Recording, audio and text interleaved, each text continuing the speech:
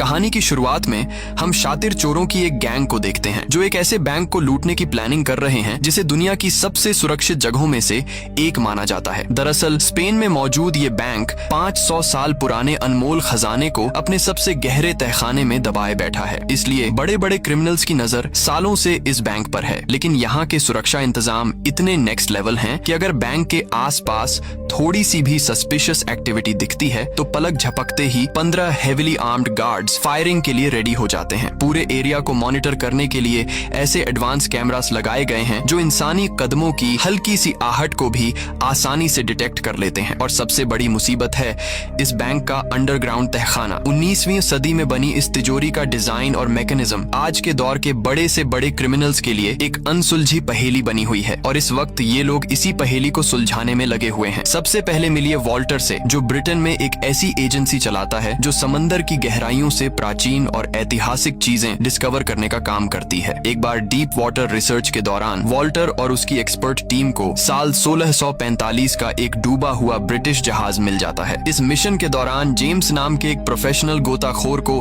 पानी के नीचे एक बहुत पुराना बॉक्स मिलता है जिसके भीतर सदियों पुराने सोने के 3 रेयर सिक्के रखे हुए हैं। इन तीनों सिक्कों के पीछे एक बहुत बड़ा मिस्ट्री छिपा हुआ है जिसे जानने के बाद किसी भी इंसान का लालच जाग जाए। लेकिन इससे पहले कि वॉल्टर और उसके साथी अपनी इस बड़ी सक्सेस का जश्न मना पाते, ठीक उसी समय स्पेनिश नेवी के जंगी जहाजों ने उनके पूरे शिप को चारों तरफ से घेर लिया। स्पेनिश नेवी ऑफिसर का क्लेम था कि वॉल्टर की टीम ने उनके समुद्री बॉर्डर का उल्लंघन करके यह खजाना निकाला है। इसके तुरंत बाद स्पेन की नेवी ने वॉल्टर की टीम की सारी कीमती प्रॉपर्टी अपने कब्जे में ले ली। उन अनमोल सिक्कों वाले बॉक्स को भी वहां की सरकार ने सीज कर लिया और सीधे उसी सुपर सेफ बैंक के अंडरग्राउंड तहखाने में लॉक कर दिया। वॉल्टर अपनी सालों की मेहनत की इस बर्बादी को बर्दाश्त नहीं कर पा रहा था। उसकी टीम ने अपनी जान दांव पर लगाकर समंदर से वह खजाना निकाला था जिसे नेवी ने बिना किसी मेहनत के छीन लिया और अब बदला लेने के लिए वो उस बैंक के भीतर घुसकर अपने तीनों सिक्के वापस चुराने का एक मास्टर प्लान तैयार कर रहा है। वॉल्टर ये मुश्किल काम अकेले नहीं कर सकता था, इसलिए उसने अपने ही देश के एक जीनियस स्टूडेंट थॉम को अपने साथ मिला लिया जो बहुत कम उम्र में एक्स्ट्रॉर्डिनरी माइंडसेट का मालिक है। थॉम अभी यूनिवर्सिटी में पढ़ाई ही पूरी कर रहा था, लेकिन उसकी काबिलियत देखकर दुनिया की कई बड़ी टेक कंपनीज उसे बिना डिग्री के ही ऊंचे पदों की जॉब ऑफर कर रही थीं। हर महीने तकरीबन $4 लाख की सैलरी और बेहतरीन फैसिलिटीज का प्रॉमिस था। मगर थॉम किसी भी कंपनी के कॉर्पोरेट रूल्स और बंदिशों में रहकर काम नहीं करना चाहता था और यहीं उसकी मुलाकात वॉल्टर से हुई। वॉल्टर थॉम के सामने एक बड़ा प्रपोजल रखते हुए कहता है, मैं चाहता हूं कि तुम दुनिया के सबसे एडवांस और सेफ बैंक की सिक्योरिटी को क्रैक करने में हमारी टीम का नेतृत्व करो ताकि मैं अपनी वो अनमोल अमानत वापस ला सकूं जिसे मैंने खुद गहरे समंदर से निकाला था। ये सुनकर थॉम पूरी तरह शॉक्ड हो जाता है और पूछता है, क्या आपको वाकई लगता है कि मैं कोई प्रोफेशनल क्रिमिनल हूँ? वॉल्टर हल्के से मुस्कुराता है और कहता है, इस सीक्रेट मीटिंग से पहले मैंने तुम्हारे बैकग्राउंड और तुम्हारे कमाल के IQ की पूरी इंफॉर्मेशन निकाल ली है। वॉल्टर आगे कहता है, हमें तुमसे कोई चोरी नहीं करवानी, बस तुम अपनी बुद्धिमानी से उस कॉम्प्लिकेटेड तिजोरी के वर्किंग सिस्टम और पूरे लेआउट को समझने में हमारी टीम को गाइड करो। थॉम अभी भी दुविधा में होता है, लेकिन आपको इतना कॉन्फिडेंस कैसे है कि मैं इस इलीगल काम के लिए तैयार हो जाऊंगा? तभी वॉल्टर अपना सबसे बड़ा पत्ता खोलता है, अगर यह मिशन सक्सेसफुल रहा तो तुम्हें इतना बड़ा हिस्सा मिलेगा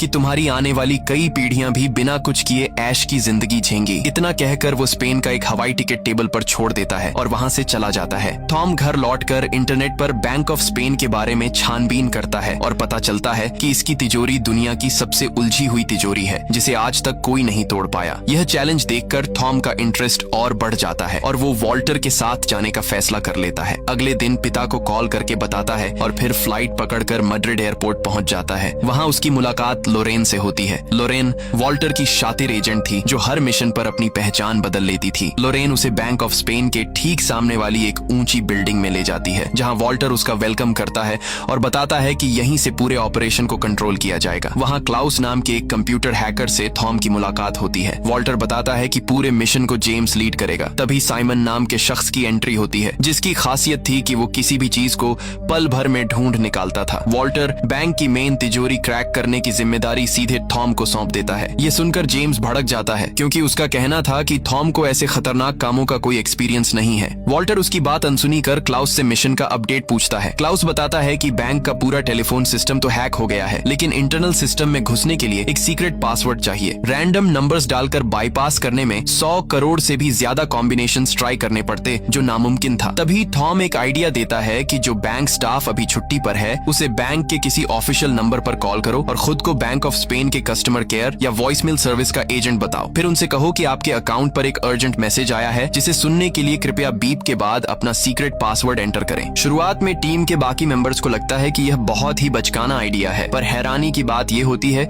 कि थॉम की यह सोशल इंजीनियरिंग ट्रिक 100% काम कर जाती है। इस आसान सी चाल की मदद से क्लाउस को बैंक के अंदर लगे कुछ बेहद जरूरी कैमरास की लाइव फुटेज का एक्सेस मिल जाता है। भले ही यह कोई बहुत पेचीदा तकनीक नहीं थी, पर जो लोग इस खेल को नहीं जानते उनके लिए यह काम करना नामुमकिन था। वॉल्टर थॉम को थैंक्स कहता है और लोरेन भी उसके तेज दिमाग से काफी इम्प्रेस हो जाती है। इस पहली बड़ी कामयाबी के बाद वॉल्टर थॉम के सामने उन 3 पुराने सोने के सिक्कों का असली सीक्रेट रिवील करता है। ये रहस्यमयी कहानी 16वीं सदी के एक ब्रिटिश पायरेट से जुड़ी है, जिसने स्पेन के एक शाही जहाज से अरबों का खजाना लूटा था और उसे किसी अनजान आइलैंड पर छुपा दिया था। लेकिन आज तक दुनिया का कोई भी खोजी या सरकार यह पता नहीं लगा पाई कि वह खजाना आखिर किस जगह पर दफन है। करीब 30 साल पहले वॉल्टर ने एक बहुत पुरानी गुप्त चिट्ठी खरीदी थी, जिसमें उस खजाने के ठिकाने से जुड़े कुछ हिंट्स लिखे हुए थे। बाद में सालों की रिसर्च से यह बात साफ होती है कि उस खजाने की बिल्कुल सटीक लोकेशन और उसके कोऑर्डिनेट्स उन्हीं 3 सोने के सिक्कों पर बहुत बारीक नक्काशी से लिखे गए हैं। वॉल्टर ने अपनी जिंदगी के कई साल समंदर की लहरों के बीच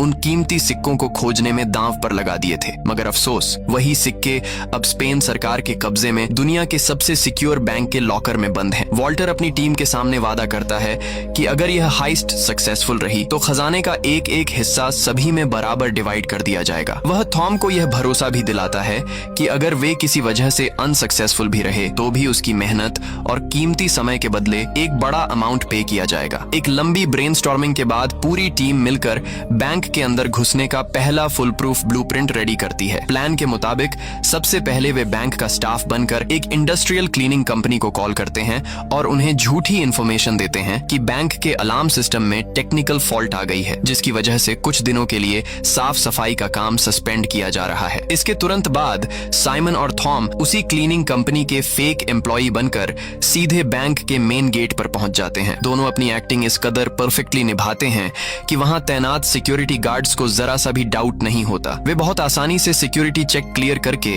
बैंक के इंटरनल एरिया में एंट्री ले लेते हैं। दूसरी तरफ शातिर लॉरेन एक आर्ट एक्सपर्ट का रूप धारण करती है, जो एक्सपेंसिव और रेयर पेंटिंग्स की जांच करती है। वह बैंक एडमिनिस्ट्रेशन को यह दिखाने आई है कि वहां रखी हिस्टोरिकल कलाकृतियों को कोई डैमेज तो नहीं पहुंचा है। वह पूरे कॉन्फिडेंस के साथ वहां के चीफ सिक्योरिटी ऑफिसर गुस्तावो से मिलती है। गुस्तावो को उस पर रत्ती भर भी शक नहीं होता, क्योंकि लोरेन को पेंटिंग्स और आर्ट वर्ल्ड की गजब की नॉलेज है। इसी बातचीत के दौरान लोरेन बहुत ही स्मार्टली अपना बबल टी कप गुस्तावो के हाथ में थमा देती है, ताकि वह चुपके से उसके फिंगरप्रिंट्स कलेक्ट कर सके। उधर अपने सीक्रेट बेस पर बैठा क्लाउस सीसीटीवी कैमरास के जरिए बैंक के अंदर मौजूद अपने साथियों की हर एक मूवमेंट को बारीकी से ट्रैक कर रहा है। वह तुरंत साइमन को एक सीक्रेट सिग्नल भेजता है कि वह बिना किसी की नजर में आए बैंक के वीआईपी टेक्निकल रूम में घुस जाए। साइमन बिना कोई टाइम वेस्ट किए वहां पहुंचता है और अपने साथ लाया हुआ एक जासूसी गैजेट वहां के मेन सिग्नल पोर्ट से अटैच कर देता है। इस मास्टर स्ट्रोक से क्लाउस को बैंक के पूरे सिक्योरिटी ग्रिड का एक्सेस मिल जाता है। इसी बीच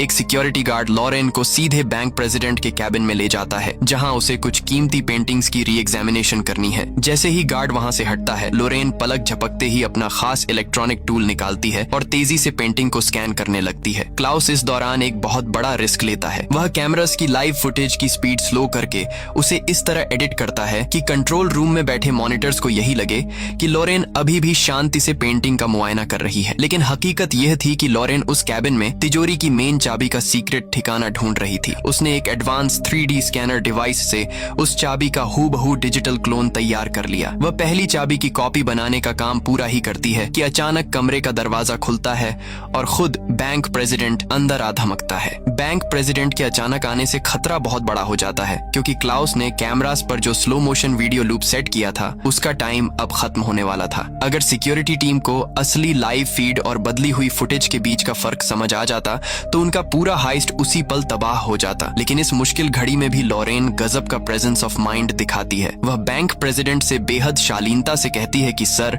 थोड़ा साइड हो जाइए ताकि मैं इस आर्टवर्क की एक परफेक्ट फोटो ले सकूं। वह बिना किसी शक के पीछे हट जाता है और लोरेन अपनी हाजिर जवाबी से इस बड़े खतरे को टाल देती है। थोड़ी ही देर में बैंक प्रेसिडेंट उस कैबिन से बाहर चला जाता है और लोरेन को अपना बाकी काम पूरा करने का मौका मिल जाता है। लोरेन बिना एक पल गंवाए फुर्ती से उस दूसरी चाबी को भी स्कैन कर लेती है जो एक दूसरी कीमती पेंटिंग के पीछे बहुत ही चालाकी से छिपाई गई थी। ठीक इसी समय थॉम को एक बेहद डेंजरस काम सौंपा गया था। उसे बैंक के मेन मीटिंग रूम में जाना था और वहाँ टेबल के नीचे छिपकर अपने एडवांस स्कैनर के जरिए नीचे बनी रहस्यमयी तिजोरी की पूरी बनावट और उसके स्ट्रक्चर का मैप तैयार करना था। लेकिन बदकिस्मती देखिए, तभी बैंक के कुछ बड़े ऑफिशियल्स की एक टीम मीटिंग के लिए अचानक उसी कमरे में आ जाती है। अब थॉम के पास सांसें रोककर चुपचाप मेज के नीचे दुबकने के अलावा कोई रास्ता नहीं बचता। तभी वहाँ बैठे एक स्टाफ के हाथ से कुछ जरूरी फाइल्स फिसलकर सीधे फर्श पर गिर जाती हैं। वह शख्स जैसे ही उन्हें उठाने के लिए नीचे झुकने लगता है, थॉम की जान हलक में आ जाती है। लेकिन ठीक उसी नाजुक मोड़ पर अचानक पूरे बैंक में अलार्म गूंज उठता है। उस लाउड सायरन को सुनते ही और सभी अधिकारी मीटिंग छोड़कर तुरंत बाहर भाग जाते हैं। थॉम की किस्मत यहाँ उसका पूरा साथ देती है और वह बाल बाल बच जाता है। असल में थॉम की उस स्कैनिंग मशीन से जो इलेक्ट्रोमैग्नेटिक वेव्स निकल रही थी, उसी के कारण बैंक का अलार्म सिस्टम एक्टिवेट हो गया था। अलार्म बजते ही बैंक के ठीक सामने बने मिलिट्री हेडक्वार्टर से मरीन कमांडो और सिक्योरिटी गार्ड्स तुरंत एक्शन मोड में आ जाते हैं। वे पल भर में पूरे बैंक को चारों तरफ से कॉर्डन ऑफ कर लेते हैं। गुस्तावो तुरंत ऑर्डर पास कर देता है कि जांच पूरी होने तक बैंक परिसर से कोई भी इंसान बाहर कदम नहीं रखेगा। उधर लोरेन ने दूसरी चाबी का डिजिटल क्लोन तो बना लिया था, पर पाबंदियों के कारण उसे वापस उसकी जगह पर रखने का मौका नहीं मिल पाता। तभी बैंक प्रेसिडेंट वहां आता है और लोरेन को सुरक्षा कारणों से तुरंत अपने साथ बाहर चलने को कहता है। इस अचानक आई आफत से पूरी टीम के होश उड़ जाते हैं। सब लोग अपने सीक्रेट बेस पर घबराए हुए थे कि इस सिचुएशन को कैसे हैंडल किया जाए। तभी थॉम खुद आगे बढ़कर सामने आता है। वह कहता है कि वह अपनी जान दांव पर लगाकर लोरेन के हाथ से छूटने वाली उस चाबी को हवा में ही लपक लेगा और उसे वापस तिजोरी के गुप्त स्थान पर फिट कर देगा। थॉम गजब की फुर्ती दिखाता है और उस चाबी को जमीन पर गिरने से पहले ही हवा में कैच कर लेता है, जिससे कोई आवाज नहीं होती। लेकिन जैसे ही थॉम उस चाबी को वापस उसकी जगह पर सेट करता है, तभी अचानक एक सिक्योरिटी गार्ड उस कमरे में आ जाता है। वह थॉम को वहां देखकर कड़क आवाज में पूछती है, तुम इस रिस्ट्रिक्टेड एरिया में क्या कर रहे हो? थॉम तुरंत एक मासूम सा चेहरा बनाता है और अपने कानों पर हाथ रखते हुए बोलता है, ओह सॉरी मैम, असल में मैंने अपने कानों में हेडफोन्स लगा रखे थे और तेज वॉल्यूम में म्यूजिक सुन रहा था, इसी वजह से मुझे अलार्म का सायरन सुनाई नहीं दिया। गार्ड उस पर चिल्लाते हुए कहता है, बहानेबाजी बंद करो और तुरंत यहाँ से बाहर निकलो। उधर कंट्रोल रूम में बैठे गुस्तावो ने बारीकी से नोटिस किया कि अलार्म का सिग्नल सीधे मेन तिजोरी वाले हिस्से से आया था। वह बिना देर किए हथियारों से लैस सैनिकों को नीचे तहखाने में भेजता है, लेकिन वहाँ काफी छानबीन के बाद भी उन्हें कोई सस्पिशियस चीज या इंसान नजर नहीं आता। आखिरकार कोई पुख्ता सबूत न मिलने की वजह से गुस्तावो को मजबूरी में सभी को बैंक से जाने देने का फैसला करना पड़ता है। इस जोखिम भरे काम से सही सलामत लौटने के बाद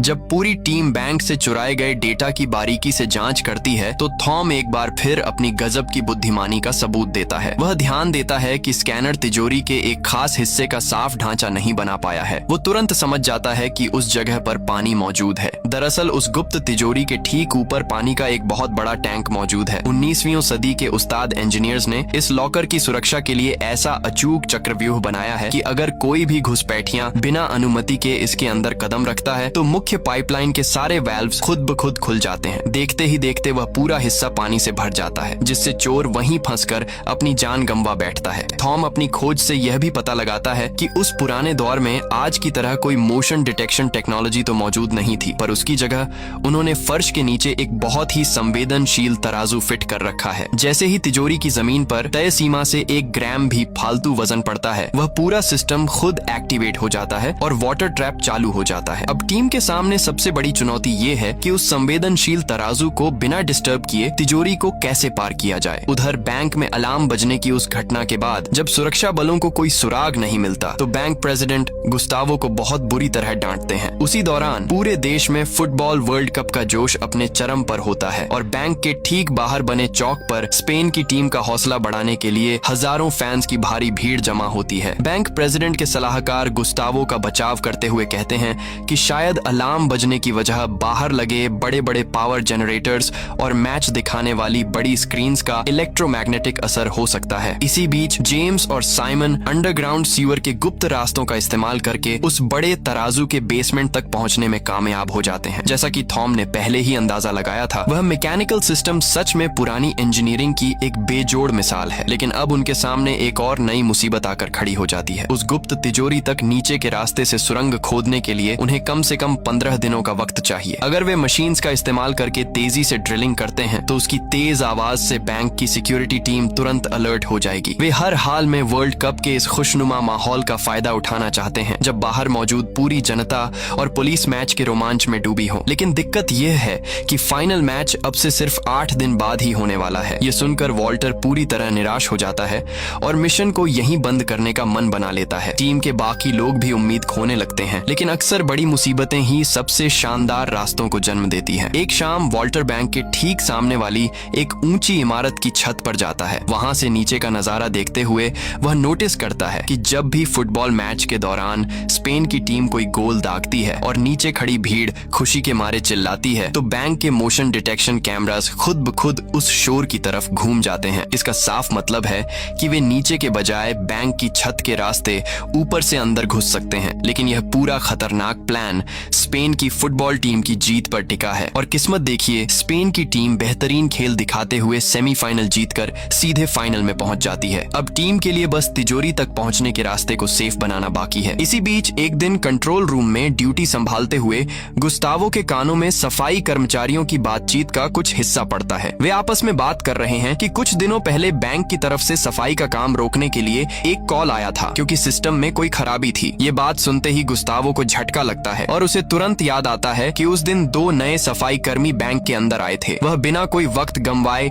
पुराने कैमरास के रिकॉर्ड्स खंगालना शुरू करता है जहां उसे थॉम और साइमन की साफ तस्वीरें मिल जाती हैं। लेकिन चूंकि उन दोनों का कोई पुराना पुलिस रिकॉर्ड नहीं है, इसलिए बैंक का फेशियल रिकॉग्निशन सिस्टम उनकी पहचान बताने में फेल हो जाता है। अब गुस्तावो पहले से कहीं ज्यादा अलर्ट हो चुका है। वह बैंक के अंदर सिक्योरिटी गार्ड्स की संख्या दोगुनी कर देता है और परिसर के कोने कोने में नए खुफिया कैमरास लगवा देता है। उधर थॉम इस मिशन को सफल बनाने के लिए कई रातों से सोया नहीं है। वह पूरी लगन से उस बड़े तराजू की मुश्किल समस्या का हल निकालने में दिन रात लगा हुआ है। आखिरकार अपने बेहतरीन दिमाग की बदौलत थॉम एक बहुत ही अनोखा रास्ता ढूंढ निकालता है। वह टीम को सलाह देता है कि वे उस पुराने तराजू को फ्रीज करने के लिए लिक्विड नाइट्रोजन गैस का इस्तेमाल करेंगे क्योंकि बहुत ज्यादा ठंडी नाइट्रोजन गैस किसी भी मजबूत मेटल को कुछ ही सेकंड्स में जमा कर पूरी तरह सुन्न कर देती है। थॉम के हिसाब से उस विशाल सिस्टम को पूरी तरह फ्रीज करने के लिए कम से कम 500 किलो नाइट्रोजन गैस की जरूरत है और इस जोखिम भरे काम का जिम्मा साइमन के कंधों पर होता है। टीम के सभी सदस्य थॉम के इस प्लान पर अपनी सहमति जताते हैं और मिशन का अंतिम काउंटडाउन शुरू हो जाता है। सबसे पहले वे गुस्तावो के चुराए गए फिंगरप्रिंट से उसका एक हूबहू नकली क्लोन तैयार करते हैं। इसके बाद तिजोरी के मुख्य दरवाजों को अनलॉक करने के लिए दोनों चाबियों की डुप्लीकेट कॉपीज भी बना ली जाती हैं। इसी बीच वॉल्टर चुपचाप 3 नकली सोने के सिक्के भी तैयार करवा लेता है। ये नकली सिक्के आगे चलकर क्या खेल दिखाने वाले हैं, ये आपको कहानी के लास्ट में पता चलेगा। आखिरकार वह दिन आ ही जाता है जब स्पेन और नेदरलैंड्स की टीम्स के बीच फुटबॉल वर्ल्ड कप का फाइनल मुकाबला खेला जाना है। इसी मुकाबले की आड़ में देश के इतिहास की सबसे सनसनीखेज डकैती को अंजाम दिया जाने वाला है। बाहर मुख्य चौक पर लाखों की बेकाबू भीड़ बड़ी बड़ी स्क्रीन के सामने अपनी टीम का हौसला बढ़ाने के लिए जमा हो चुकी है। टीम का हर एक मेंबर अपनी अपनी पोजीशन पर पूरी तरह मुस्तैद है। थॉम, लोरेन और जेम्स बैंक के ठीक सामने वाली इमारत की छत से रस्सियों के सहारे हवा में झूलते हुए बैंक की छत पर उतरते हैं और एक स्पेशल कटर से कांच काटकर खामोशी से रस्सियों के जरिए नीचे मुख्य लॉबी में उतर जाते हैं। सिक्योरिटी गार्ड्स की हर एक मूवमेंट पर क्लाउस अपने ठिकाने से पैनी नजर रखे हुए हैं और सही समय पर उन्हें आगे बढ़ने के सीक्रेट सिग्नल्स भेज रहा है। उसकी सटीक गाइडेंस की वजह से वे तीनों बिना किसी की नजर में आए सिक्योरिटी को चकमा देते हुए आगे बढ़ते चले जाते हैं। इसके बाद वे वेंटिलेशन डक्ट के संकरे रास्तों से होते हुए मुख्य तिजोरी की तरफ बढ़ते हैं। इस फाइनल मैच के रोमांच के बीच भी गुस्तावो की नजरें टस से मस नहीं हो रही हैं। उसे पूरा अंदेशा है कि शातिर चोर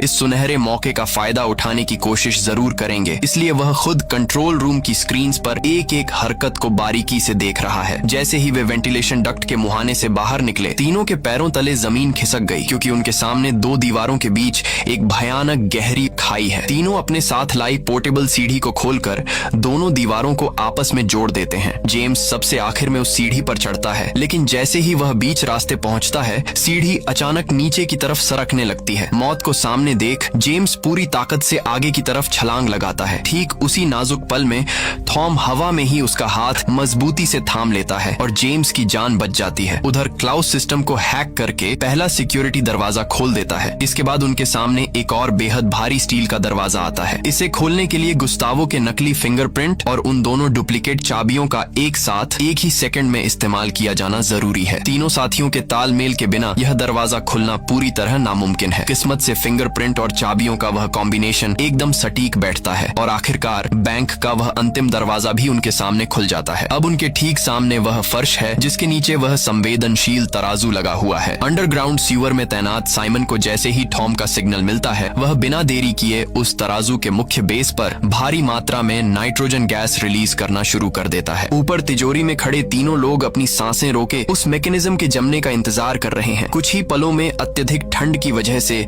वह तराजू पूरी तरह फ्रीज होकर एक जगह स्थिर हो जाता है। थॉम सबसे पहले हिम्मत दिखाकर उस फर्श पर कदम रखता है। जब सब कुछ सुरक्षित लगता है तो बाकी दोनों भी अंदर दाखिल हो जाते हैं और उन 3 सोने के सिक्कों वाले पुराने डिब्बे को तलाशने लगते हैं। इसी दौरान गुस्तावो स्क्रीन पर देखता है कि मुख्य लॉबी के कुछ अहम सेंसर्स अचानक ऑफ हो गए हैं। वह तुरंत सिक्योरिटी टीम को वहां भेजता है, जिन्हें छत पर हुआ वह सुराख मिल जाता है। गुस्तावो पल भर में समझ जाता है कि चोर बैंक के भीतर घुस चुके हैं और वह तुरंत सेना को बुलाकर पूरे बैंक की नाकेबंदी का आदेश दे देता है। इसी बीच तिजोरी के भीतर एक और मुसीबत आ जाती है। नीचे बेसमेंट में छोड़ी गई नाइट्रोजन गैस का असर अब धीरे धीरे कम होने लगा है और वह तराजू दोबारा एक्टिवेट होने की कगार पर है। तभी अचानक लोरेन की नजर उस अलमारी पर पड़ती है और उसे वह पुराना डिब्बा मिल जाता है। लेकिन जैसे ही लोरेन उस डिब्बे को अपने हाथ में लेती है, जेम्स अचानक अपनी जेब से गन निकालता है और उन दोनों के सीने पर तान देता है। वह ठंडे लहजे में लोरेन से वह डिब्बा उसके हवाले करने को कहता है। असल में जेम्स ब्रिटिश सरकार का एक सीक्रेट एजेंट है जो उस ऐतिहासिक खजाने को वापस अपने देश ले जाने के मिशन पर है। इसी खींचतान में वह तराजू पूरी तरह एक्टिव हो जाता है। खतरे को भांपते हुए लोरेन वह डिब्बा तुरंत जेम्स की तरफ उछाल देती है और थॉम का हाथ पकड़कर बाहर की ओर भागने की कोशिश करती है, लेकिन तब तक बहुत देर हो चुकी होती है। तिजोरी का भारी स्टील का दरवाजा पूरी रफ्तार से बंद हो जाता है और वे तीनों उस काल कोठरी में कैद हो जाते हैं। दीवारों में लगे मुख्य पाइप से पानी का भयानक बहाव शुरू हो जाता है और वह तिजोरी तेजी से एक स्विमिंग पूल में बदलने लगती है। बाहर सेना के जवान भी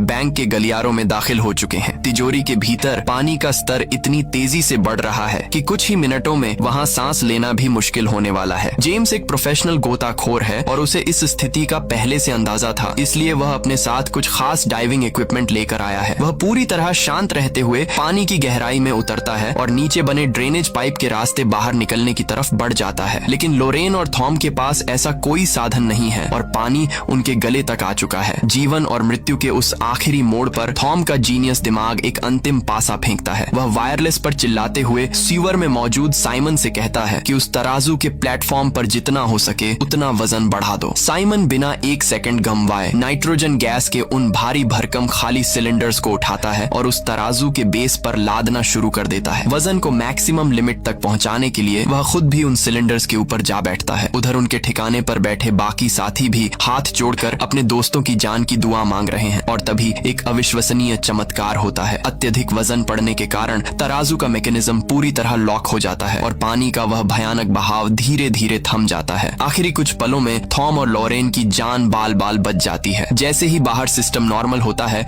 सेना के जवान और गुस्तावो भारी हथियारों के साथ तिजोरी का दरवाजा खोलकर भीतर दाखिल होते हैं, लेकिन वहां कदम रखते ही उन सब के होश उड़ जाते हैं। वहां कोई इंसान या खजाना नहीं होता, सिर्फ एक बिल्कुल खाली तिजोरी होती है। गुस्तावो अपनी पूरी जिंदगी की सर्विस में पहली बार इतना बेबस महसूस कर रहा है, क्योंकि वह यह समझ ही नहीं पा रहा कि वे शातिर चोर हवा में गायब कैसे हो गए। कुछ देर छानबीन के बाद गुस्तावो को आखिरकार यह सुराग मिल जाता है कि वे शातिर चोर पानी की मुख्य पाइपलाइन और छत के वेंटिलेशन डक्ट के रास्ते वहां से भाग निकले हैं। गुस्तावो को पूरा यकीन है कि चोर अभी भी बैंक की सीमा के आसपास ही होंगे, इसीलिए वह अपनी पूरी फोर्स को उन्हें छप्पे छप्पे पर तलाशने का हुक्म दे देता है। दूसरी तरफ थॉम और लोरेन एक बार फिर उसी संकरे वेंटिलेशन के रास्ते रेंगते हुए तेजी से आगे बढ़ रहे हैं। लेकिन अब संकट यह है कि क्लाउस कैमरास के जरिए उनकी कोई मदद नहीं कर पा रहा है, क्योंकि सैनिकों ने बैंक के सभी निकास द्वारों को पूरी तरह ब्लॉक कर दिया है। तभी इस मुश्किल घड़ी में लोरेन को अचानक तीसरी मंजिल पर मौजूद भागने का एक गुप्त रास्ता याद आता है। वह बिना वक्त गंवाए थॉम को अपने पीछे आने का इशारा करती है। गार्ड्स अब उनके बिल्कुल करीब पहुंच चुके हैं। दोनों फुर्ती दिखाते हैं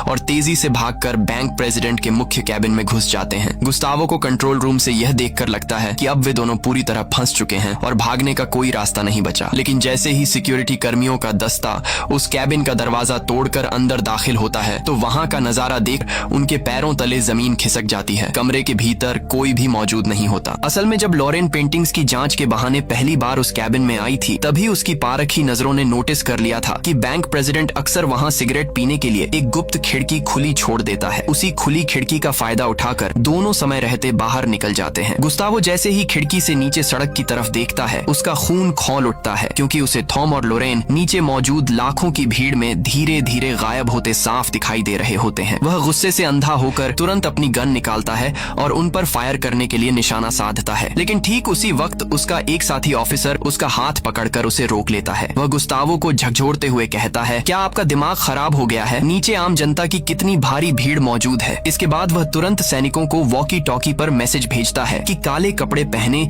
उन दोनों संदिग्धों को उस भीड़ में से ढूंढकर बाहर निकालो। लेकिन थॉम और लोरेन इस सिचुएशन के लिए पहले से ही तैयार हैं। वे भीड़ में कदम रखते ही पलक झपकते अपने काले कपड़े उतारकर फेंक देते हैं और आम फुटबॉल फैंस की तरह दिखने लगते हैं। अपनी पहचान छिपाने के लिए दोनों भीड़ के बीच एक प्रेमी जोड़े की तरह एक दूसरे को गले लगा लेते हैं। सैनिक उनके इस झांसे में आ जाते हैं और उन्हें पहचान नहीं पाते, जिसके कारण आखिरकार सेना को हार माननी पड़ती है। इस मिशन के कुछ समय बाद वॉल्टर इंग्लैंड की धरती पर मार्गरेट नाम की एक हाई प्रोफाइल महिला से मिलने पहुंचता है। मार्गरेट और जेम्स दोनों असल में ब्रिटिश खुफिया एजेंसी के बेहद शातिर सीक्रेट एजेंट्स हैं। वॉल्टर वहां उन 3 सोने के सिक्कों से मिलने वाले खजाने के हिस्से पर बात करने के इरादे से आया है, लेकिन मार्गरेट कड़े शब्दों में उसे कोई भी हिस्सा देने से साफ इनकार कर देती है। जेम्स उन तीनों सिक्कों को सुरक्षित अपने देश ले आया है और उसने वहां के एक बड़े प्रोफेसर को उन सिक्कों पर उकेरे गए खजाने के गुप्त कोऑर्डिनेट्स का पता लगाने के काम पर लगा दिया है। लेकिन जेम्स और उसकी एजेंसी इस बात से पूरी तरह अनजान है कि वॉल्टर को जेम्स की वफादारी पर बहुत पहले से ही शक हो गया था। इसीलिए वॉल्टर ने बैंक के भीतर ही लोरेन की मदद से उन असली सोने के सिक्कों को बहुत चालाकी से बदलकर उनकी जगह हूबहू दिखने वाले नकली सिक्के रखवा दिए थे। उन नकली सिक्कों पर जो दिशा निर्देश खुदे हैं वे पूरी तरह गलत और फर्जी हैं। जब जेम्स और मार्गरेट को इस धोखे का एहसास होता है तो उनके गुस्से का ठिकाना नहीं रहता। दूसरी तरफ फ्रांस के पश्चिमी हिस्से में स्थित एक खूबसूरत आइलैंड पर वॉल्टर की पूरी टीम इस कामयाबी का जश्न मना रही है। इस बीच थॉम ने अपनी असाधारण प्रतिभा से हवाई जहाज उड़ाने का ऑफिशियल पायलट लाइसेंस भी हासिल कर लिया है। तभी शातिर लॉरेन अपनी जेब से वे असली सोने के 3 सिक्के निकालती हैं और थॉम उन पर अंकित सही दिशा निर्देशों को कंप्यूटर सिस्टम में दर्ज करके खजाने की असली लोकेशन ट्रैक करता है। जैसे ही खजाने का असली ठिकाना स्क्रीन पर सामने आता है वे सब के सब हैरान रह जाते हैं, क्योंकि वह अरबों का खजाना खुद इंग्लैंड के एक सबसे बड़े सेंट्रल बैंक के भीतर दफन है। वह बैंक भी